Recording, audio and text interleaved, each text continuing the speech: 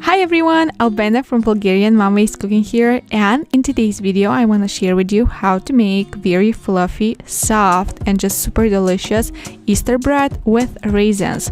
So if you're interested, then keep on watching.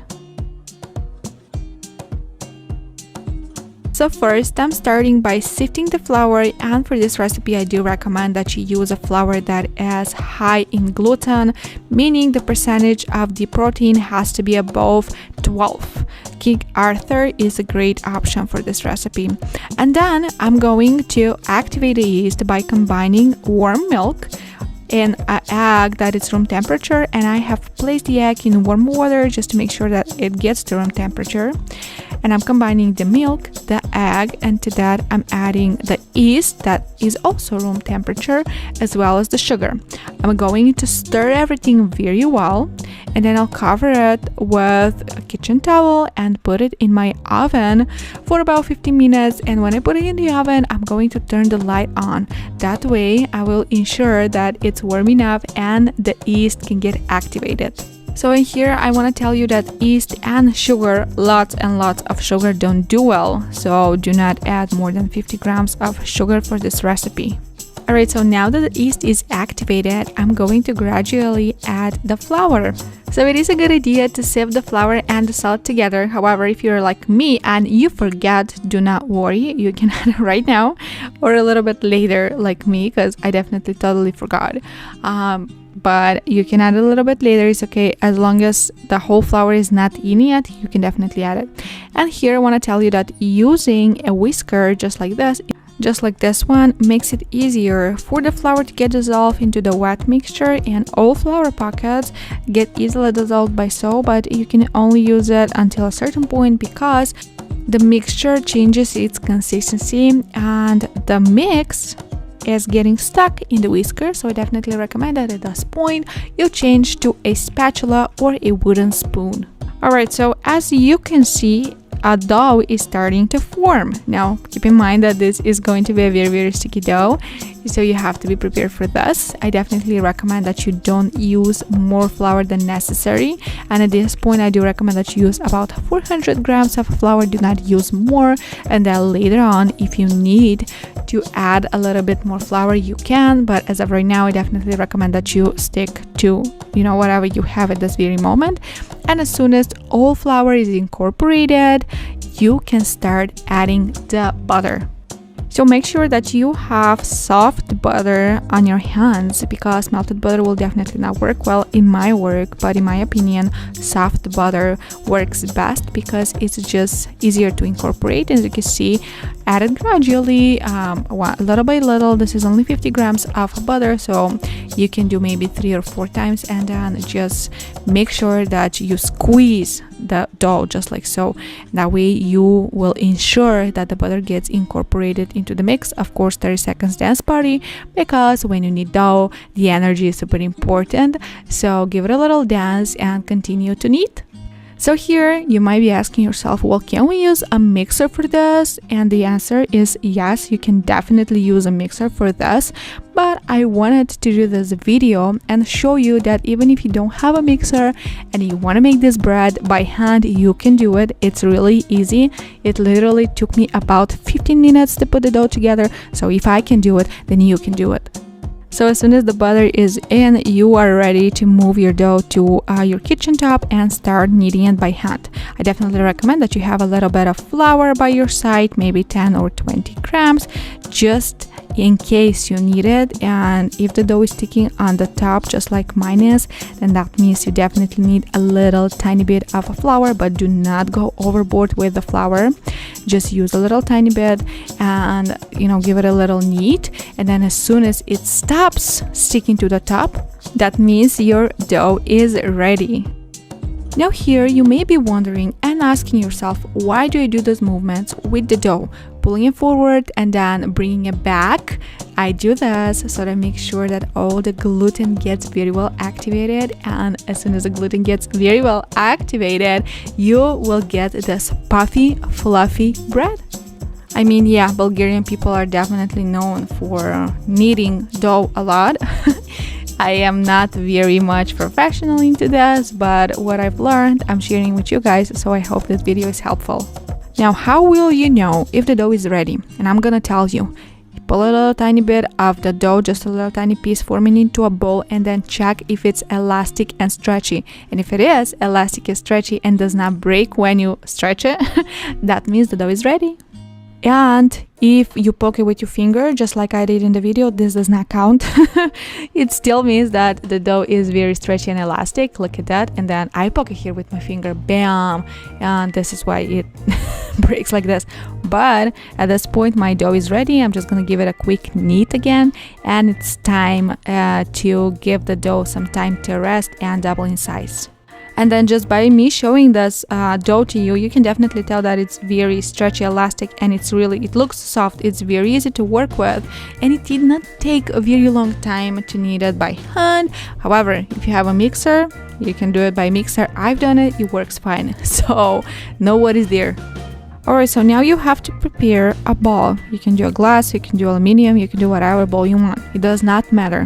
What's important is that you need a little tiny bit of sunflower oil. I definitely recommend that you use sunflower oil for this. It works best. And just make sure that you lightly oil the inside of the ball. Now, if you put too much, then grab a kitchen towel and remove the excess, because from my experience, too much oil does not work really great. With dough, you're not gonna get the results that you want. At least this is from my experience. However, if you guys have different experience, please be sure to leave it in the comments. I'd love to read about it. I mean, look at that. This dough, it's so stretchy and elastic. I just absolutely love it. And then just lightly oil the dough from both sides, just like I'm showing in the video. And then I have to surround wrap the ball while I'm surround wrapping it, because then I will allow for the temperature around the dough to be a little bit higher. Now, it is very important that the dough is placed in a warm environment in order to rise, because yeast and cold does not do well together. So make sure that you surround wrap your ball and then cover it with a kitchen towel. And if you have a lamp attached to your oven, definitely turn the lamp on. This works every time for me. However, if you don't have it, just make sure that the dough is in a very warm environment. Now I'm preparing my loaf pan. I will lightly oil it and place parchment paper on the bottom. Next time I'm making this bread, I'm definitely placing parchment paper all over. Now, as I already said, the filling for my bread is going to be with raisins. And here's what I'm doing for the raisins. I'm going to use golden raisins and just regular raisins. They're very sweet, which is absolutely perfect because this bread does not have a lot of sugar.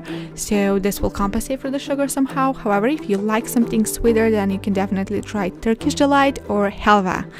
And then I'm going to grind the zest of the whole lemon. You can do 2 if you want. I don't think anything wrong will happen. However, make sure that you very well wash this lemon. I'm also adding some vanilla flavor. As you guys can know, my vanilla flavor is alcohol free. Thank you Amazon.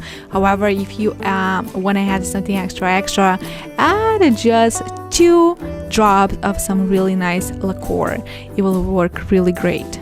I mean, now look at this dough. It has almost tripled in size, which is absolutely great. That means the yeast did its job, and this was placed in a warm environment. Now take the air out just by doing so, and then I'm gonna give it a quick knead just to put it together.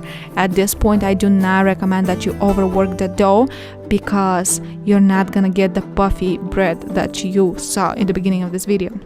So now here I have this dough cutter. You can definitely use a very sharp knife. If you don't have one, it will work just as fine. Just make sure that you cut the dough and you divide it by 3 equal parts. Do your best. Definitely don't recommend that you use a kitchen scale and go back and forth to try to form equal parts, because like I said, it's not a good idea to overwork the dough with it. So here I'm using my hands to stretch it, and then I'm just gonna use the rolling pin a little tiny bit. Again, I don't want to overwork the dough. And then in the middle of this, I'm going to add my raisins just like so. Then I'm gonna roll it, and I'm gonna pinch the ends of the dough so that I can make sure that this gets closed and seals very well. Do the absolute same thing with the rest of the dough parts. So now here I'm gonna show you what to do next. See how I started turning the two ends into opposite directions? This is what you need to do. Just make sure that the two ends are turned into the opposite directions. Trust me about this. And the next step is to braid this bread. Alright, so now I'm gonna show you how to braid your bread. And this is why I absolutely love cooking tutorials like this one, because sometimes people write about it on blogs, which is absolutely great and is very helpful, especially when there are pictures, but it's a very different thing to actually see how it works. So as you can see, I'm basically going back and forth in around the middle part, and if you have braided hair before, it's pretty much the same. Just follow the steps and do not worry about the two ends, because they're gonna be tucked in underneath the whole bread. So even if they don't look perfect, that's perfectly okay. Don't worry, at the end everything will look just great, so trust me on this. So now that I braided the bread, it's time to move it to the loaf pan. I'm gonna show you how exactly to do that. So grab the whole thing, tuck the two ends underneath, and place it in the loaf pan, just like I'm showing in the video. There we go. And the next step is to cover it with a kitchen towel and put it back in the oven with the light on and give it time to rise. Here, probably about 40-45 minutes, and then it will be double, even triple in size. Now look at that. Oh my god, it's absolutely beautiful. Next is to take care of the egg wash. Now for this recipe, I'm only going to use the yolk. Again, those two are at room temperature, and I'm saying two because there is also milk. I'm going to combine the egg yolk with a tablespoon of milk. I'm going to mix it well to combine, and then very carefully I'm going to brush the whole thing with the egg wash. Now for this recipe, you definitely need a brush. It does not matter if it's a silicone brush or a pastry brush, both work just fine. Now if you forgot to preheat your oven, now would be a great time to do that. So turn your oven at 350 by Fahrenheit, 180 by Celsius, and give it time to preheat. Do not place this in an unpreheated oven. You need a preheated oven, and then bake for 30 to 35 minutes. Now here, after the 15th minute, make sure that you check this bread, because it's going to be golden just like so. And if you don't want it to burn, cover it with a foil just like I'm doing in the video, and then put it back in the oven to bake because you need it well done, because nobody likes bread that is not actually well done.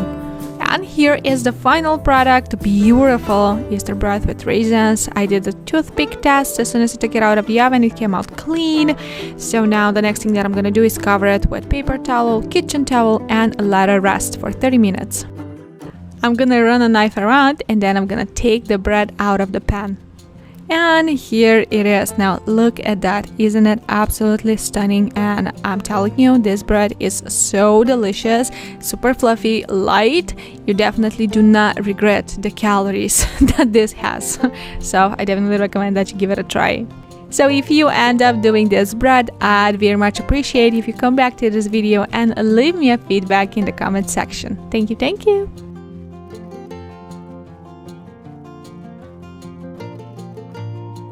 And in the next few seconds, I'm going to include some footage of my Bulgarian video for the very same recipe. If anybody is interested, I'll link it down below for you guys.